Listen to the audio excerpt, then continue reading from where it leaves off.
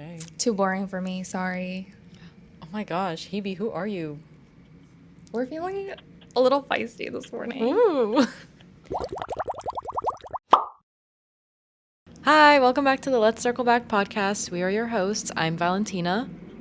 And I'm Hebe. And today we're going to have a very fun and conversational episode to kind of get over the fact that I'm recovering from jet lag and we're trying to get back into the swing of things now that I'm back on American territory. I inserted an eagle sound over that. You couldn't hear it, but it's there. Today we're going to be talking about hot takes a little bit, but more importantly, we're going to give some of our own. Yes.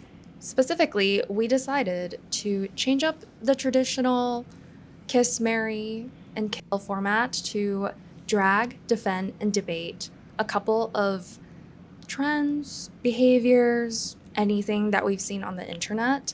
Valentina and I will go in turn, presenting some really, really fun, maybe questionable things to drag, defend, or debate. And you can let us know in the comments if you agree, disagree, or have a different opinion, or if you have suggestions for a future episode, because low-key, this could be kind of like a... Hello? This could be kind of like a game segment. I'm really excited. But before we kick that off, this is your usual reminder that all opinions in this podcast are our own. We are not affiliated with any brands or companies, and any inclusion of copyrighted content in this episode is protected under fair usage laws. Ding! Okay. Oh, another thing before we start, and I mentioned this very briefly right before we hit record. Hebe, how familiar are you with bean soup theory? Not at all. And I hate beans. Oh, okay. I don't like beans. Well, okay. Fun fact. The theory itself doesn't have much to do with beans, though it uses beans as the vessel for telling a story, I guess. Bean soup theory is the idea that encapsulates this sort of trend on social media where it seems like everyone who's on social media expects everything to be catered towards them at all times. And I know that the nature of the algorithm may make you feel that way, but for example, someone posts a video of themselves making a bean soup. It's a bean soup recipe video. You open the comments, and right at the top, I don't like beans. Then why are you here? If you're in a bean soup recipe video, it's going to use beans. If you don't like beans, don't be in the bean soup recipe video. How many times did I say bean? It's giving main character syndrome. Oh my god, yeah. In a way. That is kind of what it is. It's like, hey, actually, this is my storyline, so I'm not sure why there are beans here. Yeah, like you belong in the sci-fi genre and this is romance. Stay in your lane. That is actually a perfect match or whatever, like connecting the dots for that, because it is a little bit of making everything about myself. Don't be a pick-me. On the topic of genres, Okay. the first, how do we call these? DDD. The first triple D. We can't do triple D because that's Guy Fieri's Diners, Dive-Ins, and... Oh, don't sue us. Okay. The first contestant up for debate, dragging, or defending is the romantasy genre. Ooh. Okay, and you want me to go first, right? And then you'll reveal your opinion? Yes. Okay. I would defend... No, wait. I would debate the romantasy genre, but specifically the genre, not the readers or the TikTok fanatics. Is this going into dangerous territory? I think romantasy has an important space. Romance is like the biggest literary genre, and it's historically primarily a space for women. So I think great, wonderful, groundbreaking things here. We do need to work on the diversity among the women, but that's a different topic. However, the reason it's debate and not defend is that I feel like there's a lot of stuff that skews a little young, and that's not like sexual young, and I don't think we should be doing that. And also I don't like, or maybe I don't love, the sort of internet perception of romantasy and how that's handled. That's I don't know. I ended on an ellipsis. She trailed off a little bit. Yeah. Yeah. Okay. I am going to drag it. Okay. Through some filth. I loved romantasy at one point in my life, in my reading career, but I'm just not feeling it with the current romantasy market. Okay. It's just really attractive people being horny, and they happen to be enemies turning into lovers. I feel like that's the Cliche. general gist of a lot of the plot. I feel like at one point romantasy had like really incredible story building. Six of Crows, not really romantasy, but has elements of fantasy and romance. I feel like that is the balance that I want in a romantasy, where it's like I feel like you go into a romantasy and you're like the first female character that comes on screen, that's your female lead, and then the second person is gonna be the male lead. Like there's no spark, there's no world building or like elaborate world building, in my opinion. Like everything is written and done and occurs for two people to meet each other and like make love. Okay. Actually, this is something I completely agree with. And what I was going to say is I would much, much rather read a really good fantasy book that happens to have romance in it. The thing you're saying about how everything happens so that these two people can end up together, I guess that's why people go into reading romance. So this is totally subjective. But for me, similarly to you, I would rather have romance be a subplot than the main trajectory of the story. And that's making me think of some good fantasy books that I've read recently. And one of the reasons I love them is that the main character has a mission that's entirely unrelated to the love story or the love interest. And it's just like in passing, oh, by the way, they have feelings for each other now. Like, oh, I saw that happen, but it's not the biggest deal. Yeah. I And like before this anyone take. comes at us, this may be the bean soup theory. It's just I'm in the wrong place at the wrong time. You're in the romantasy aisle asking why there's only romantasy books. I don't actually like this genre. Hebe, get out of the romantasy aisle. Anyways, yeah, I tried reading ACOTAR. Ooh, now I'm calling people out by the name. Yeah, now you're treading dangerously. Yeah, I just did not vibe with ACOTAR at all. At all. Anyways, okay, enough. First take. Okay, I set them up differently, so I'm gonna give you a two-parter. First, Ooh. see, I set it up too much like Kiss, Marry, Kill, where I was like, oh, let's throw someone under the bus. So my first one was gonna be food trends, because that's something we've talked about on the podcast several times, and I was gonna say ube, hojicha, and matcha. No, wait, let's make it better. Matcha, Vietnamese coffee, and Thai tea. You have to pick one of each for each Okay. D. And then I'll ask you a better question. I would. Who are you dragging? This is very subjective. I would defend Thai tea. Okay. I would. Oh God. I would drag Vietnamese coffee, Cancel her. Oh my God, cancel her. and then I debate matcha. This is very subjective. I would defend Thai tea because I feel like it's an underdog. No one really talks about it. It's the lesser known flavor when we think of like cafe drinks, at least here in New York City. Yeah.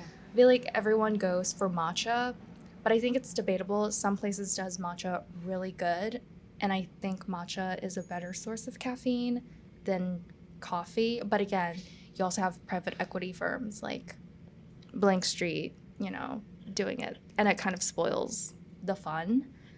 I would drag Vietnamese coffee just because it almost gave me heartburn on the train one morning. And that's because I decided to drink it without anything in my stomach. So it's partially on me, but I also think it's just very, very strong coffee with condensed milk. Yeah.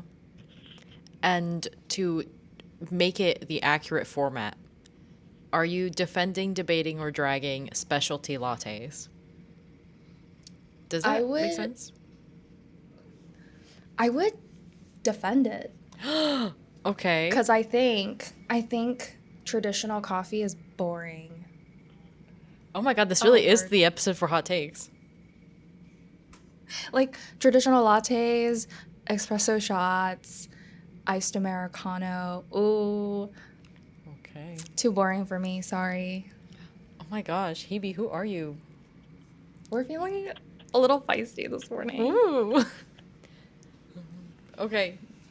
Next. What's your take? Oh, mine? Okay. Me personally, I think I'd debate specialty lattes because I think there's a time and place, but we've crossed the line a little bit too often. I think when you move past the first flavor note, you're doing too much. For example, vanilla latte. Okay.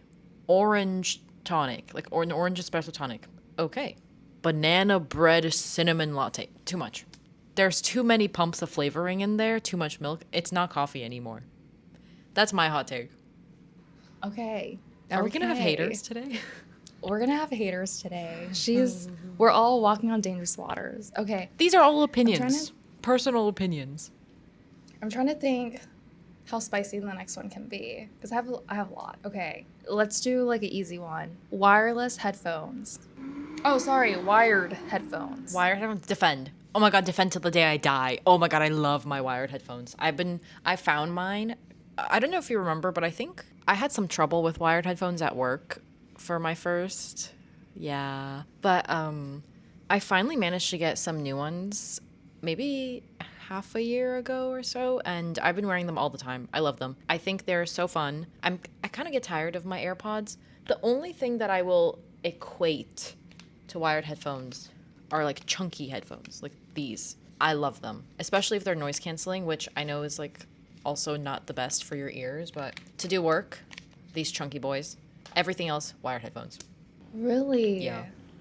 Okay. I would defend it too, but I would drag it most of the time. Okay. Like I'll defend it when needed.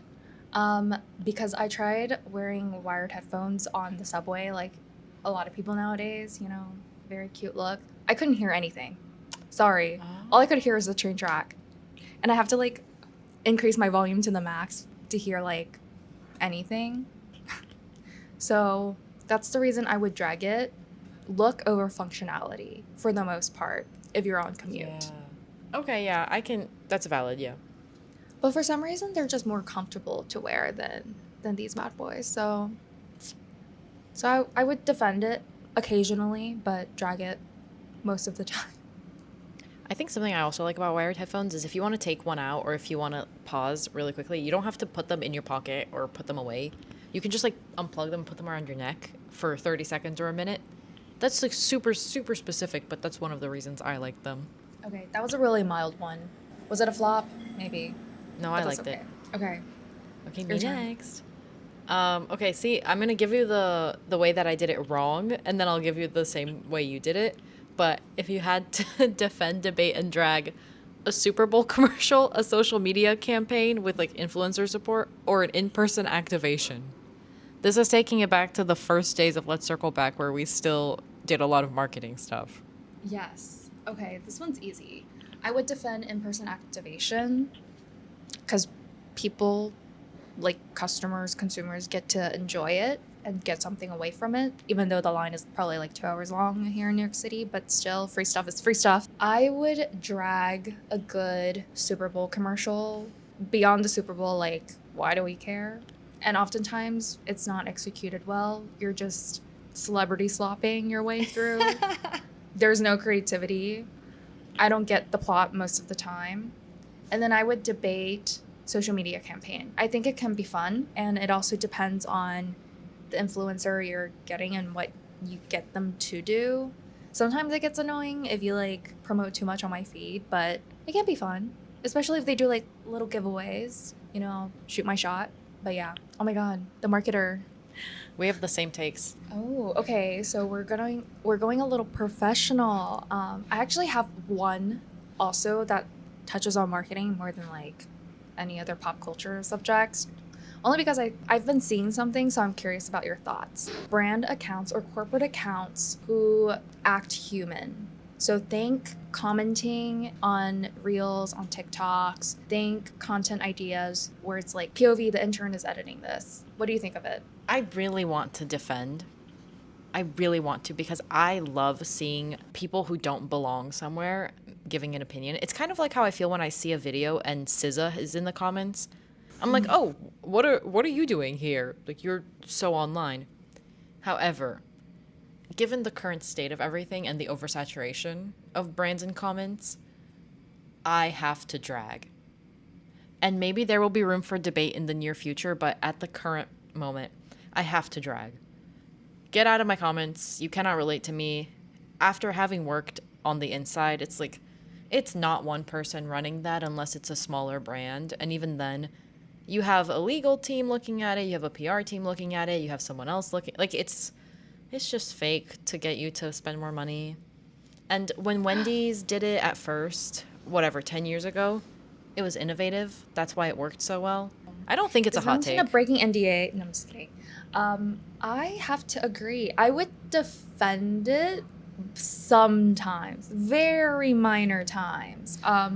As someone who works on the social media side of marketing, sometimes it could be like just an impulsive decision. Like if someone on the team saw something really funny and be like, oh my God, we should comment on it. But I do agree, like the broader trend of brands trying to humanize themselves is definitely a very strategic move. The reason why I brought it up is there was a time period where brands really want to farm under like viral TikToks. Like I'm thinking back to, like those TikToks that went so viral that like the upper levels of the comments are all brands. Yeah. So sometimes I would click into the reply alls of those comments and people are starting to say like, be gone brand. So I feel like people are waking up and are kind of sick of brands pretending to have self-awareness and being humanized. I think people are sort of exhausted. And to your point, it's like very oversaturated. Like every single brand does it. At first it was fun, but now it's just people kind of see through you. Yeah. I want to make this clear. I don't know if this came across wrong, but I think brands should be replying to consumer videos, like interacting with their consumers. But I think you're talking about something different, right? Just like the viral video commenting, trying to create this human persona. I will always defend, and that's not what you asked, but I will always defend brands commenting under their consumer videos. I think they should. I think they should be doing more of that. Give people a little spark of joy when they use your brand. I think that's awesome. I think you wrapped it up nicely. Okay, nice. Okay, that's all that I have for like truly marketing stuff. I thought that one was really interesting. You want to throw another one out there? I know you have more than me. Okay, yeah. Are you ready? Yeah. Brain rot. And I know maybe you think brain rot and you're automatically dragging, but think terms like the Kia Asylum, but also Flop Tropica, because I think they also belong in brain rot. I'm going to have to debate because I can't defend. I cannot wholeheartedly sit here and be like, I defend brain. Like, I can't do that. But I also can't drag it. Brain rot has given me so much culture. Like, unfortunately, brain rot is a part of daily life now, and without it, we would be missing out on so many important things like Flop Tropica. That being said, AI slop brain rot, kill it. But yeah, Tralilero, Tralilaro, I know that he was AI slop. I support him. Not the AI slop part of it, but the cultural phenomenon that it became. The Kia Asylum, we need her. We need to lock some people up. Like who? Charlie? Beep. Oh. Okay, I didn't like her newest album. Oh, who said that? I didn't hear anything. Who said that? Yeah, no one said that. I agree, defending it to a certain degree. I think at one point, brain rot can be really fun. It's like intranet coded secret language almost that only people who go on this part of the internet would know. And then the rest of the world is like, what the heck? And 3 months later, New York Times or Forbes come out with an explanation article when they finally figure it out, and then we move on to the next thing. It brings me so much joy. I remember us talking about Flop Tropica at work and then reading through the Wikipedia of it. Pop quiz, who's the president? You guys know you can get a Flop Tropica citizenship online. Yes, you can apply for their passport. But yeah, to your point, because of AI, I feel like it's taking a little too far. Like brain rot is just purely brain rot. There's no lore, there's no like community language. It's just straight up trash. Yeah, that's a little dire. We'll see. I feel like we're going to go really far down into the AI slop, AI content machine, and then we're going to bounce back to some kind of equilibrium state where, unfortunately, it won't be gone, but it won't be also like this prevailing medium on all social platforms. At least that's what I'm hoping for. Okay. Okay. I have Your one. turn. How do I frame this? on-demand streaming series, but specifically in the style that I think Netflix popularized, where it'll be like short, hour-long episodes. Like maybe 8 episodes to 12 episodes, 1 hour each, all released on one day. Are you defending, debating, or dragging? And it's like platform specific, right? Like it's Yes. only exclusive. Ooh, that's annoying. So like a Stranger Things or any other type of show that I cannot think of a name for. I would debate it because I feel like there are some really good ones, but this exclusivity is evil. Like this media empire, this alleged collusion that's going on. Don't sue me because I said alleged. Allegedly. It's basically forcing people to have to buy that streaming service in order to watch it. But I like how you added in dropping in all day, because then people can just buy it and then cancel it. They can't come out with Okay. bangers every month, you know? So I feel like I would debate it. There are some series that are worth getting the platform if you don't already have it just to watch it, but I think it's evil. Yeah. We need to democratize. I like that take. Very level-headed. See, guys, this is how you do hot takes or give opinions. They're not even hot takes most of the time. This is how you give your opinions. Yeah. What about you? I think I'm also debate, mostly because I kind of miss weekly series. Like, I don't like sitting don't. down and pushing myself. Not even pushing myself, just like not even voluntarily sitting through multiple hour-long episodes. Especially in the current era of laundry television, where it's like the last season of Stranger Things was, in my opinion, a lot worse than the first couple seasons, just because they had to adapt the script to fit the new storyline and what people are demanding and how people are consuming media. But on the flip side is I kind of love that if they drop everything in one day, you can get a free trial and not commit fully to this new streaming service because things are getting expensive. But yeah, I'm a debate girl. I can see both sides. Okay. I'm trying to pick from my remaining list something that's Pick the most controversial one. podcasts. Okay. While we're on a podcast. Podcast. Oh, that's it? Just podcasts?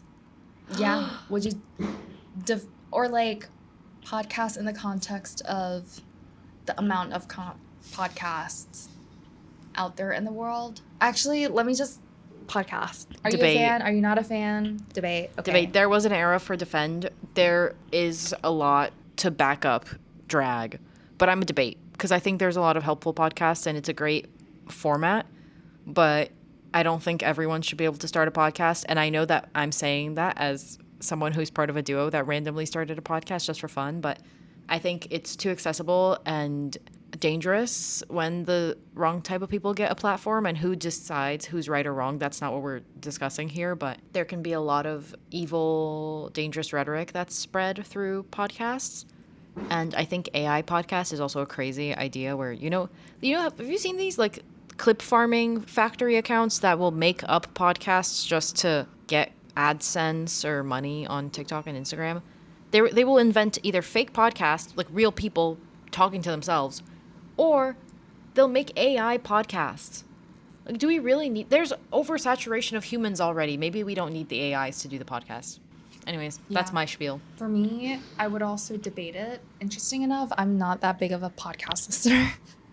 I'm only a not either podcast anymore. talker. At one point, I listened to a lot of like crime podcasts Same. or this pop culture one called Critics at Large, but not a true consumer. But agree. I think it's nice that people can just start and make their own podcast nowadays. Like, it's very easy. It's really accessible. I mean, that's how we started. But to your point, some people use it as a platform to build like influence in like the wrong sphere, aka the manosphere. Yeah, that's what I wasn't That's saying exactly it, but that's what what, we're I was talking talking about. about. Yeah. Yeah. I wasn't saying it, but that's what I was talking about. And then you have people like following it for real and take their word and Yeah. run with it. Okay, that's it. I thought that would be controversial, but it was pretty We're on mellow. the same page again. Give me another one. Mine are not fun. But that's okay. Ooh. Day in my life vlogs and study with me vlogs. Defend. Or like, oh, I love them. interesting. I love consuming that content. I don't know. It was I don't know if I watch as much of it anymore. Also, that's the type of stuff that I make, so I guess I have to defend it. But I think growing up, it was really a study with me vlog. I've never done that. I've never used one. I don't really know exactly how it would work. But oh my god. For day in my life. lag. Yeah. Growing up, it really was sort of a source of inspiration for me, or something that was helpful in making me feel, okay, wow, redundant, making me feel inspired or motivated to follow a certain path or learn a little bit more about a certain thing. I will say I do like it on TikTok now, where you don't have to be a YouTuber to have a day in the life. I feel like 10 years ago it was mostly influencers and YouTubers, but now anyone can post a day in my life. And as someone who's like thinking about what careers I want to do or where I want to go, I love a travel day in my life where I can kind of copy paste an itinerary, or if I'm learning about a career I'm not familiar with and I'm like, oh, okay, so today they went to the office and they worked from this time to this time, and half the time was meetings, half the time was work at their computer. I like that. I think where it gets a little bit maybe leaning into debate or drag territory is the super perfect, like hyper curated version of it, where it's like, my life is perfect and better than yours. Or Oh, you out of mean like touch, or I'm getting up at 5 a.m. and I'm going to pick a lemon from my lemon tree to make some lemon water. yeah. I would also defend it for the most part. Again, I loved that content growing up. Study with me is what got me through college Okay. and motivated me to study. Day in my life, I really liked watching like the Japanese Korean ones on YouTube. Ooh. Very aesthetic. And I'm like, oh my God, I look forward to adulthood. Now I don't. That was a scam, but that's okay. I still ate it up. I also hate day in my life productivity videos where people stage being super busy and hyper productive at every point of their lives. Girl, I know you're on the couch for like at least 5 minutes a day. And My that culture okay is to not show. your costume. Exactly. Anyways, that's all. I was looking through like different things I liked throughout the years. Okay, was that our last one? I have a couple more. I have 4 more on my list, but like I can just yell them out and we don't have to like talk Wait. about them. But Say them, and then I'll say one, and we can pick one to end it on. okay, reading apps, running apps, or like apps that help you like record a specific activity. And then I have financial advices from TikTok, and then celebrity documentaries. These are all so good. Really? We can pick one to talk through if you want, or we can just lightning round all of them and provide no context, or like one sentence context. Okay. We can do a lightning round. Do we want to start with yours first? Okay. Lightning round to end it today. I'll go first. People who say, oh, I never liked them, or I didn't really like them anyways, after you go through a breakup or after a celebrity has some kind of controversy, that type of situation. Drag. Drag. It's okay to admit that you were falsely advertised. You were a victim, if I'm being honest. And on the flip side, if you didn't like them anyways, why were you lying to me? Exactly. Lightning round, your turn. Okay, reading apps.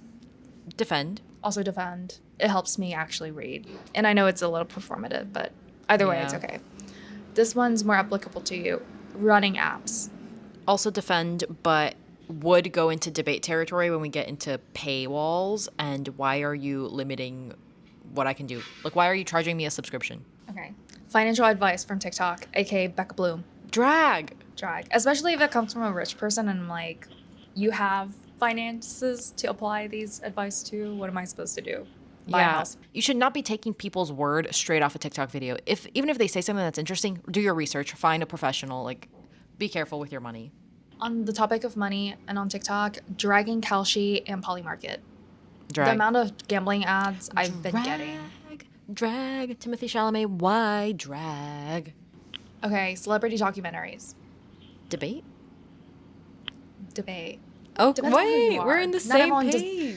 Not everyone deserves one. Or needs one, yeah. Yeah. Anyways, that's all for today. Okay, as you can see, today's episode is not very structured. We just plowed through a list of different subject matters, and gave our really quick reaction as to whether or not we defend it, drag it, or want to debate about it. If you really enjoyed today's episode, please consider subscribing to the Let's Circle Back podcast here on YouTube, or listen to us on Spotify and Apple Podcasts. For more exclusive content or just interacting with us, we're also on Instagram, TikTok, and LinkedIn. And with that, we will see you next time. We've been your host. I'm Hebe. I'm Valentina. And we'll see you next time.